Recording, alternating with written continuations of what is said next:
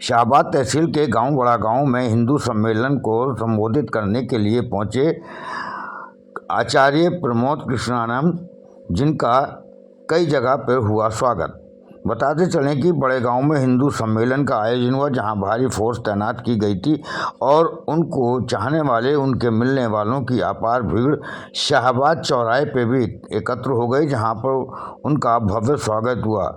शाहबाद रामपुर चौराहे पर उनके स्वागत करने वालों की अपार भीड़ लगी रही। उन्होंने सुनिए क्या कहा। कदमों पे हम भेंट अपने सरों की चढ़ा जाएंगे, है वतन, है वतन। प्रणाम करते हुए और एक बात और कह के मैं यहाँ से आपसे विदा लूंगा कि यहाँ से बिलारी लगभग 17 किलोमीटर है, बिलारी से संभल और 34 किलोमीटर है। लेकिन हमारे पुराणों में ये लिखा है कि भगवान त्रेता युग में भगवान राम के रूप में अयोध्या में आए, द्वापर युग में कृष्ण के रूप में मथुरा में आए।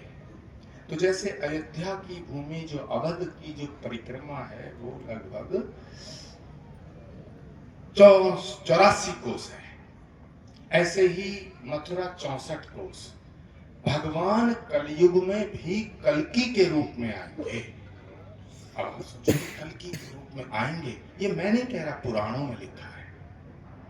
राम ही कृष्ण बनकर आए, कृष्ण ही कलयुग में कल्कि के रूप में आएंगे। और कहाँ आएंगे? श्रीमद् भागवत में लिखा हुआ है एक श्लोक, उसमें संभल नाम का जिक्र है। ये संभल जो नाम है ये मेंशन है। वेदव्यास लिखते हैं हजारों साल पहले कि संभल ग्राम मुखस्य ब्राह्मणस्य महात्मना भवने विष्णु यशस्य कल्कि प्रादुर्भविष्यति। संभल ग्राम, संभल के एक गांव में, संभल ग्राम मुखस्य ब्राह्मणस्य महात्मना भवने विष्णु यशस्य कल्कि प्रादुर्भविष्यति।